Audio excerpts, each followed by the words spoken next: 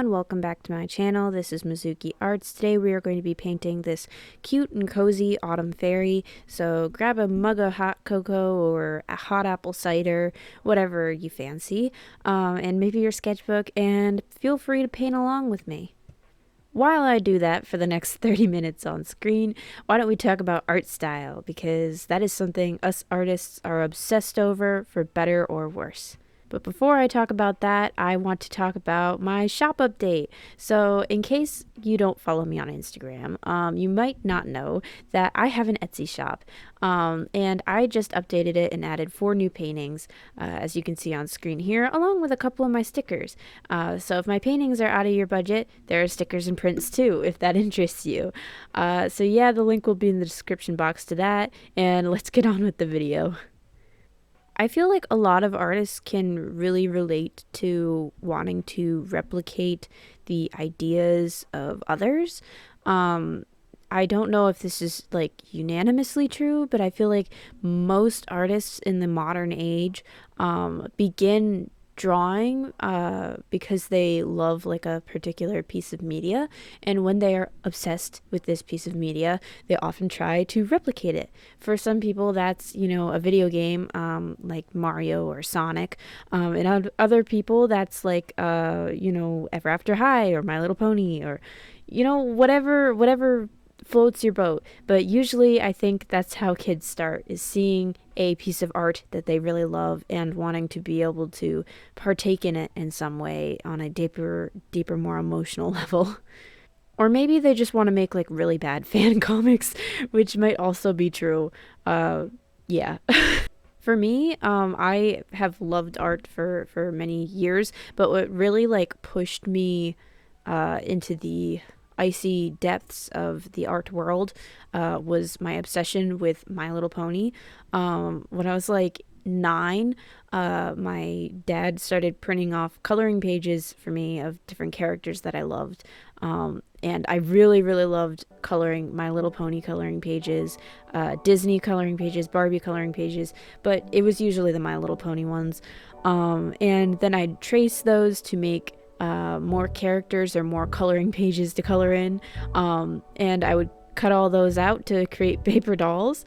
And as I got older, I got a little more braver with my tracings to like change parts, and to go along with those paper dolls, I would make like little accessories and clothing items and things like that.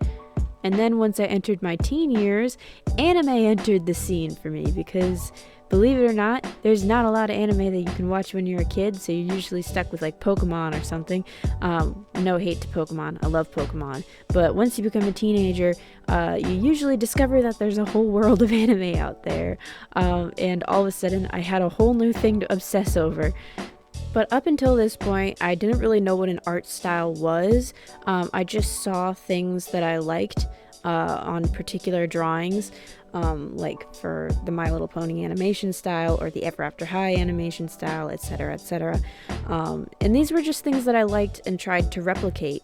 And up until I got on the internet, I didn't discover that you could draw anything any way that you want. And I'm certain this is like a common phenomenon. This is like how kids learn. Like, you start by trying to replicate what you see, because that's just how kids are, and then you branch out. And so, of course, with the introduction of the internet and social media into my daily life, I discovered pretty quickly that I wanted my art to look like it came from me. Like, if you lined it up with like 100 paintings, you'd be able to pick out immediately which ones were mine. And I feel like this is something that's super common. I remember like talking to other artists that were around my age or around my skill set. Of course, it's the internet, so anybody can be behind the screen, which is why I clarified skill set too. And everyone that I talked to in that range we were all looking for identity. We were all looking for like artistic voice. And obviously you can look for identity and artistic voice at any time. I'm still someone I consider a beginner, but I feel like I'm at a point now where I can talk about art style and talk about how important it is to me, and also how important it is to everyone who makes art to feel like your art's your own. And in the same way, as like when I was a little kid tracing My Little Pony coloring pages, I can kind of pick apart my own art style and figure out where I got things from. Like the little hatches that I do on the noses of my characters actually come from the way that Hajime Isayama draws Armin's nose in Attack on Titan.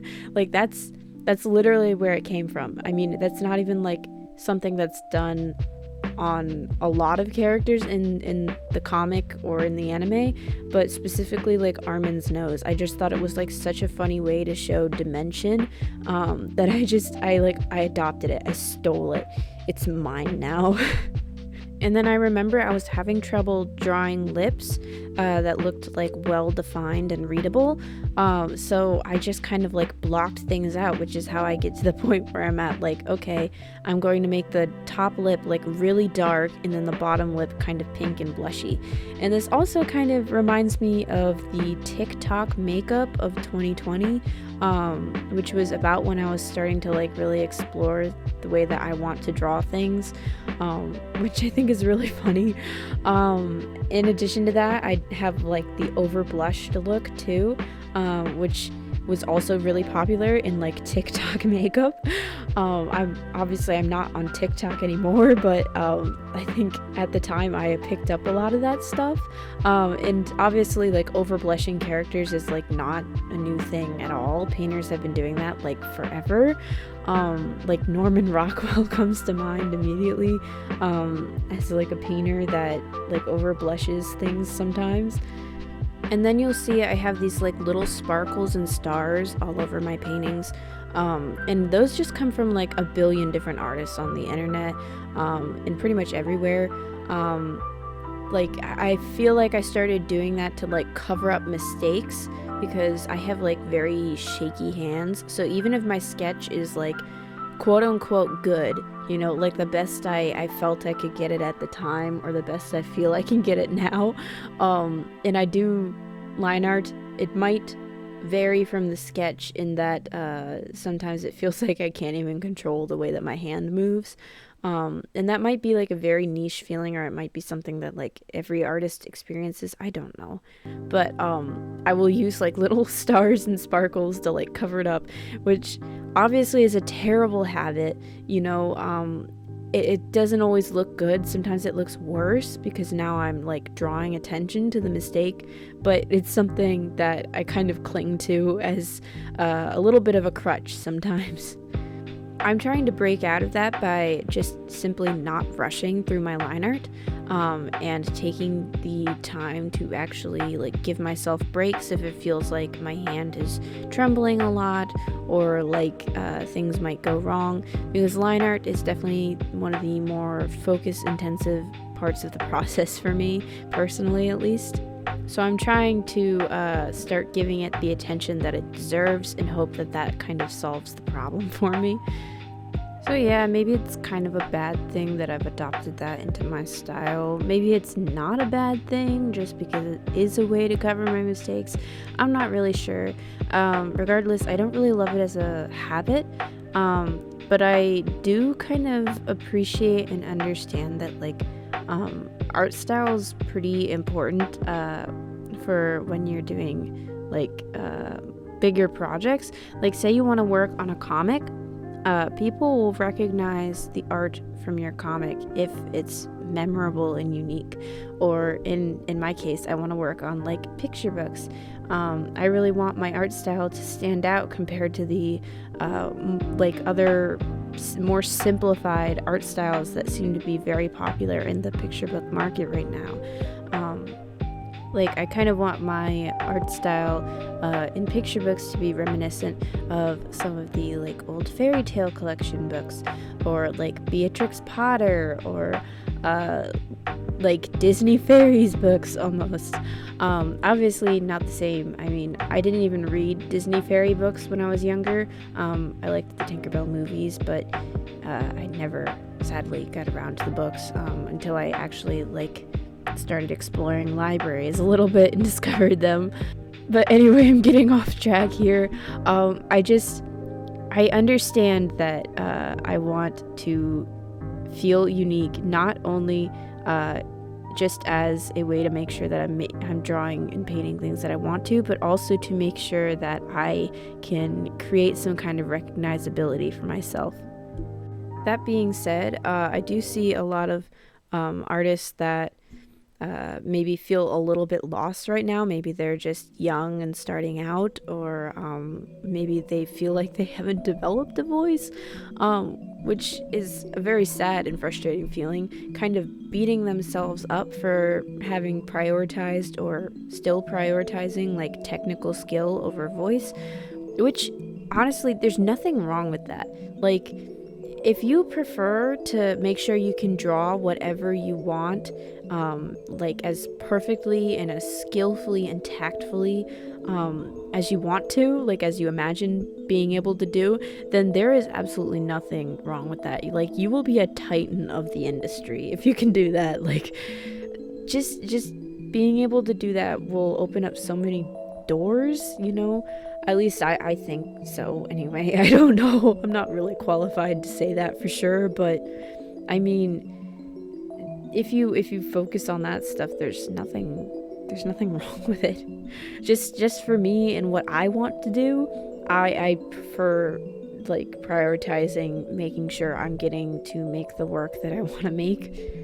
Obviously, I'm not really like anywhere near a professional on this stuff, guys. So when I say like, oh, you'll be a titan of the industry or something, like that's just me talking about like how powerful the idea is of being able to like look at objects, right? Or even just think of objects and like have the skills to replicate exactly what you see. Like, that's still really, really awesome, and there's like nothing you can't do with that. But anyways, I feel like a lot of artists that have like just started out on, you know, their art account or whatever, are trying to already like figure out a style perfectly. And I understand, because I went through that too. It's like an identity crisis, and I feel like a lot of these artists are like in their teenage years or like early 20s, you know. That is definitely like the time of life to be searching for identity. So it's like a lot of pressure to feel like you also have to figure out like your artistic identity too. It's crazy. I remember that, and I'm going through that, you know. I'm still young enough that like I mean, I'm 19. Like, I'm no professional. I'm not someone who's like sold paintings for thousands of dollars, you know. I just make videos out of my parents' garage. Like, I'm not someone who's experienced at all, but I totally understand that like search for style. But I feel like it reaches a point sometimes where it's like very unhealthy. I believe I've touched on this story before, but I can't say for sure, so don't like, you know, search for it in my old videos or something. But at one point I was sitting after school with one of my friends sketching in my sketchbook, and she was like, "What are you drawing?" And I'm like, "Oh, I'm trying to come up with a style that's like the other artists on Instagram that I've seen." So I was drawing like these chibi anime girls in like this like emo style clothing, you know. And she was like, "Why would you want to do that?" And I'm like, "I want to be popular." And like, it wasn't really that I wanted like Instagram fame. I just wanted to be accepted. And I thought that if I was accepted, I would be at peace with myself and my own artistic voice. But I mean, I look back at that stuff and I'm like, that is so far from what I do now. And I mean, the experimentation was necessary. It still got me to a point where I feel like I've figured out my art style.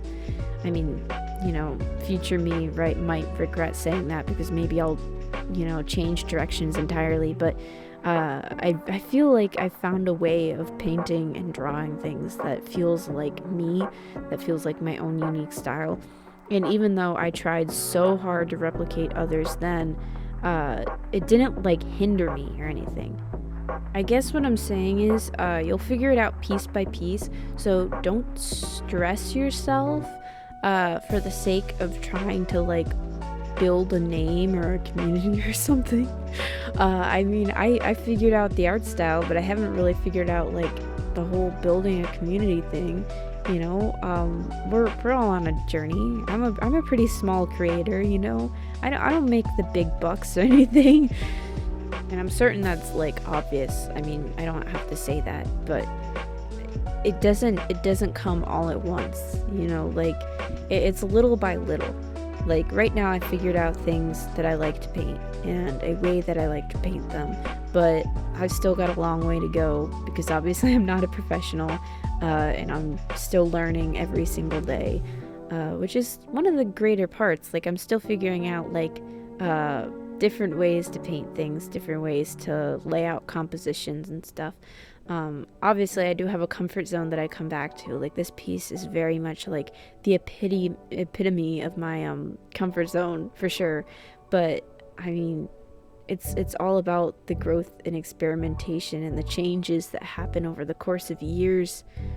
And I can honestly like say I can't wait for like all the things I'll learn about like art and about the art that I want to make. Obviously I know what I want to do with art, and I'll say it a million times, I know what it is I like to paint, and like I know how I want to paint it. It's just I know it's going to change and grow with me. That being said, that whole like statement about what I like to paint and stuff, I do feel like that I've fallen a bit behind on my personal work. Like obviously schoolwork helps me learn a lot, but it's not the same as sitting down to my sketchbook and like drawing like 50 billion hands and faces. Like school assignments for college classes just aren't like that. They're not the same as studying on your own, and they're not going to be done with the same vigor, I think, as studying on your own, which I think is really funky. Like there's a lot of things that I never would have thought to study that I'm learning in college, but it's still important to like draw on your own, not just for like building those foundational skills and kind of reinforcing whatever it is you're learning in art classes, but also to protect your artistic voice, because hearing like feedback on your art all the time can be kind of stressful. Like it depends on the professor, it depends on the class. Like it's still fun and important,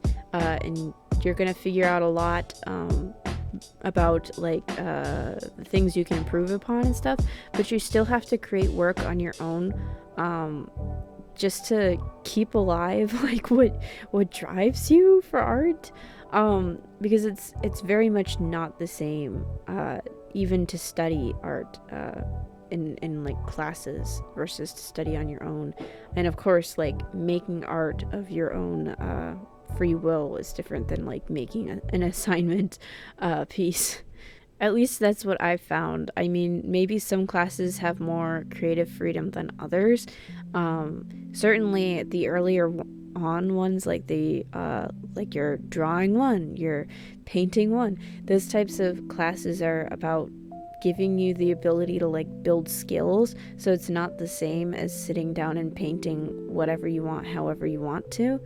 And on top of that, like it's usually like you have 4 or 5 like big projects of the semester, and then you might have like little projects, like little homework assignments. It's not usually, okay, today you're going to draw 20 hands during your lunch break, and then you're gonna work on a personal painting that's in the style that you want to work in.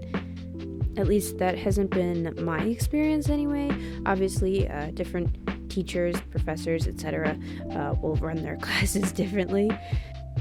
But yeah, I mean, even like prioritizing fundamentals on your own is just as important in your own time to discovering kind of your own abilities and kind of pushing yourself a little further.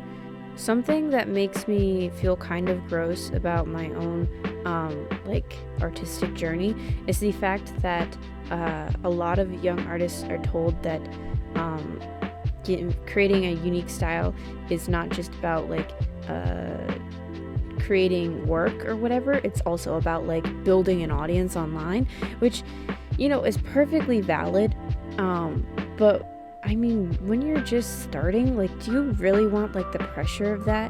While I don't think it necessarily like affected me in the long run to have that pressure, like I really did a lot of like breaking down like what I liked about certain art pieces and why, and even like writing things down, like different observations, which is why I think I've reached a point where I'm like painting stuff, and even if it's, you know, just generic anime girl number 50 with fairy wings, you know, it feels unique to me because it has all these different elements that I like, that I compiled together.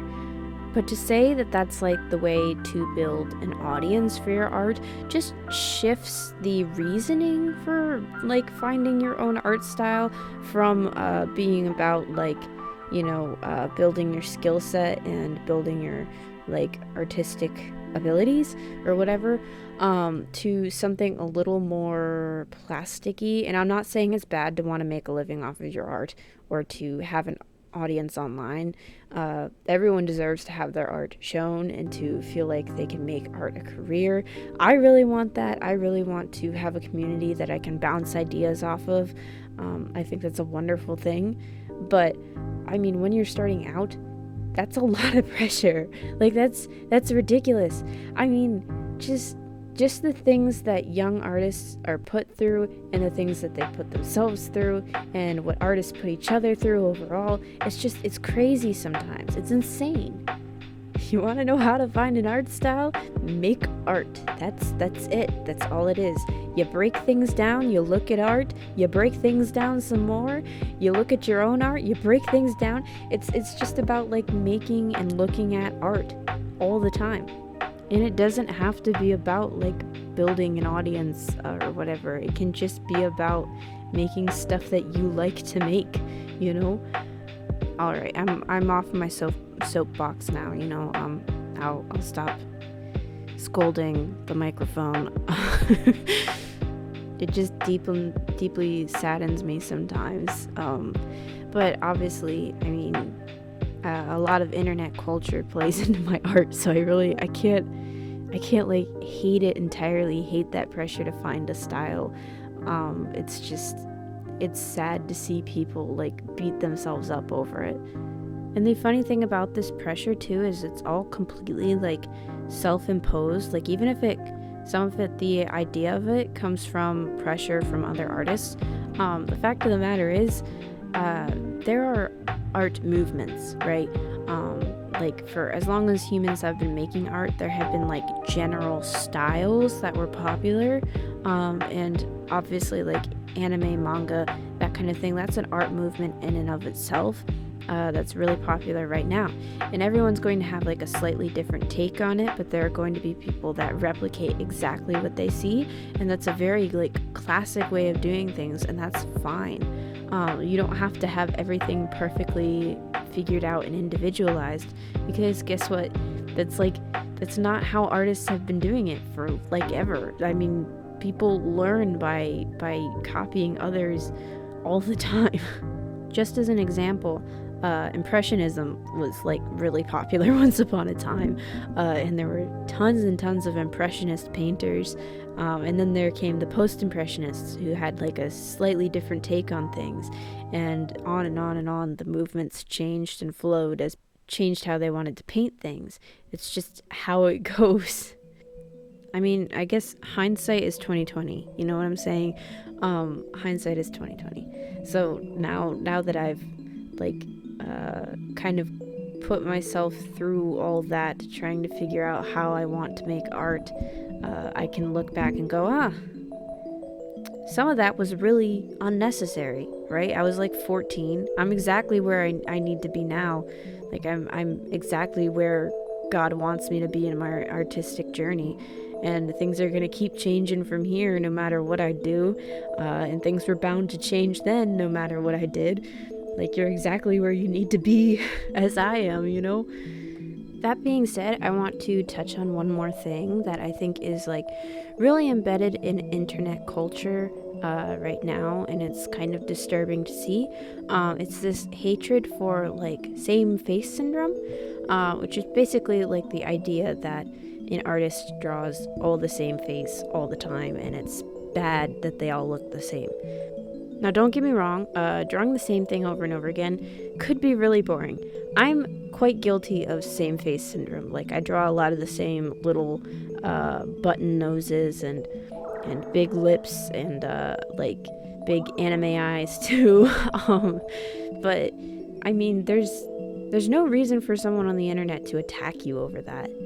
Especially since you're the one to take the time to draw it, you know? I remember there was one artist on Twitter. I won't name them because they were like pretty clearly a kid, like probably early teens, and quite immature sounding in this tweet. But they were saying that basically you have to learn how to draw every type of person. I won't name them because they were obviously not only a kid, but also I think they might have been like trying to be attention speaking or like on a high horse or something.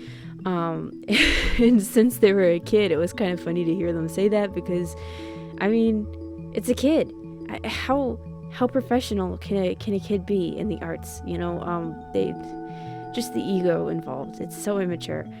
Obviously, they're probably going to learn from their mistakes. They'll look back at that and either be really embarrassed or see, ooh, look, that got a lot of likes and quote retweets and attention. But anyways, I think a lot of artists tend to draw people or characters that in some way resemble them. It's kind of funny to see that turned into a bad thing now. Obviously, if you're going into something like animation, or like you're going to be drawing large casts of characters, you're going to want to be able to draw different faces, but that's not like a requirement. I mean, look at certain anime out there, even like very, very successful ones. There's definitely like a trend that happens where there can be a lot of same face syndrome, and yet those projects are successful anyway. So I guess what I'm trying to say is draw faces however you want, draw people however you want, draw the types of people that you want.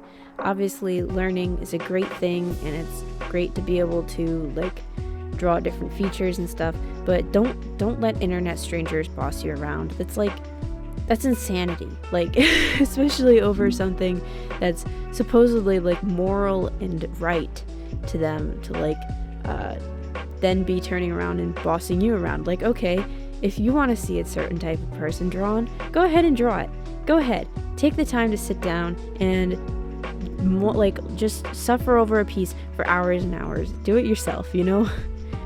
Anyways, yeah, that's my rant about that. I hope you guys enjoyed me going off about it. I mean, for me personally, I do feel like I'm a bit stuck in my own little comfort zone of drawing the same pretty girl over and over again, but also I'm not hating it. I love drawing fairies. I love drawing cute little faces, and I'm not gonna stop anytime soon. I guess if I have anything to say to any of my fellow artists out there, either looking for their art style or those who like me think they've found it, just try not to let yourself be pressured either way, like be pressured by other people to draw what they want, and try not to lose your voice out there in the great interwebs or in school or whatever. If you're still looking for your art style, keep looking at art, break down why you like it, and if you want to adopt that thing that you like into your art style. Just keep creating, keep having fun, and know that you're exactly where you need to be in your artistic journey. I think we all need to be reminded of that once in a while. I feel like I need to remind myself daily that I'm exactly where I need to be.